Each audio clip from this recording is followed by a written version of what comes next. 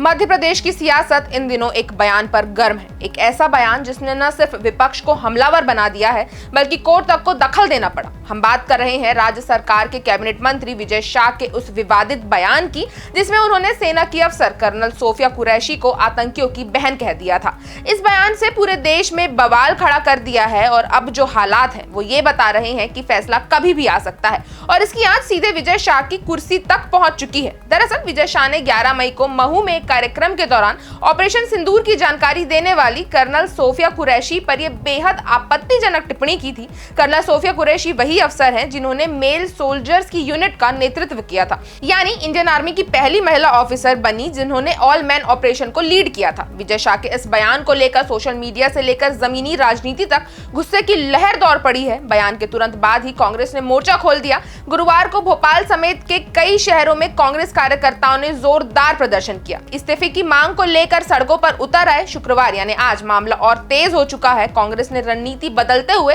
राजभवन का रुख किया। अब कांग्रेस पीछे हटने को तैयार नहीं है। नेता प्रतिपक्ष उमंग सिंघार के नेतृत्व में कांग्रेस विधायकों का एक प्रतिनिधि मंडल राज्यपाल से मिला और विजय शाह को बर्खास्त करने की मांग की। मुलाकात के बाद कांग्रेस विधायक काले कपड़ों में राजभवन के बाहर धरने पर बैठ गए हैं और नारेबाजी करते दिख रहे हैं। राजनीतिक तौर पर भी ये पूरा मामला इसलिए गंभीर हो चुका है क्योंकि हाई कोर्ट ने खुद इस बयान पर स्वतः संज्ञान यानी सुओ मोटो लिया है।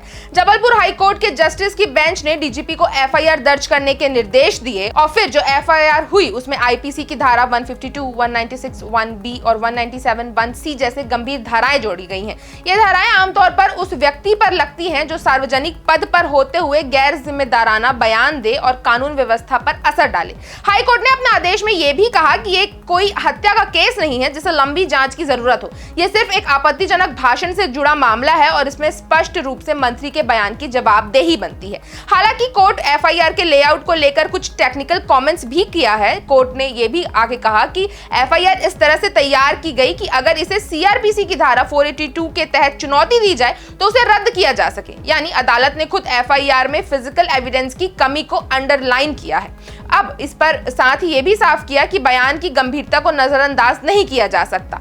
लेकिन अब खुद विजय शाह सुप्रीम कोर्ट पहुंच चुके हैं। एफआईआर को रद्द करवाने के लिए 56 पेज की याचिका में उन्होंने कहा है कि उनका पक्ष सुने बिना ये कार्रवाई की गई है और इससे उनकी प्रतिष्ठा को नुकसान पहुंचा है। वो न सिर्फ लंबे समय से विधायक हैं बल्कि कैबिनेट मंत्री भी हैं। याचिका में यह भी कहा गया कि हाई कोर्ट की मंशा भले ही अच्छी रही हो लेकिन प्रक्रिया का पालन नहीं किया गया। यही वजह है कि वो चाहते हैं कि एफआईआर को रद्द किया जाए। अब सुप्रीम कोर्ट ने गुरुवार को उन्हें तत्काल सुनवाई की मांग की, लेकिन कोर्ट ने उनसे सीधा सवाल दागा कि आप किस तरह के बयान दे रहे हैं।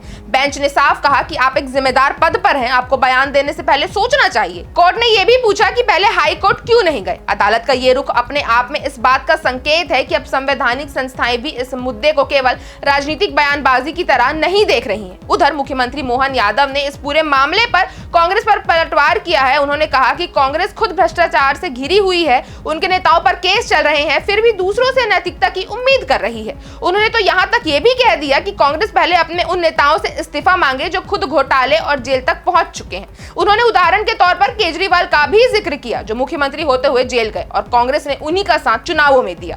लेकिन कांग्रेस झुकने को तैयार नहीं है। उमंग सिंघार ने यहां साफ कह दिया कि ये सरकार कोर्ट से नहीं मुख्यमंत्री से चलती है। अगर सरकार में थोड़ी भी नैतिक जिम्मेदारी बची है तो विजय शाह को बर्खास्त किया जाना चाहिए। अब हर किसी की नजर सुप्रीम कोर्ट पर टिकी है, वहां से फैसला कभी भी आ सकता है। क्या एफआईआर रहेगी, क्या विजय शाह को कोर्ट से राहत मिलेगी या फिर इस बयान की कीमत उन्हें अपनी कुर्सी से चुकानी पड़ेगी। जो भी हो, यहाँ ये तो तय है कि ये सिर्फ एक बयान नहीं था बल्कि इसे सरकार, कोर्ट और विपक्ष तीनों को आमने सामने लाकर खड़ा कर दिया है। आपकी इस खबर पर क्या राय है हमें कमेंट करके जरूर बताएं। अगर आपको वीडियो अच्छी लगी हो तो इसे लाइक करें और चैनल को सब्सक्राइब करना ना भूलें।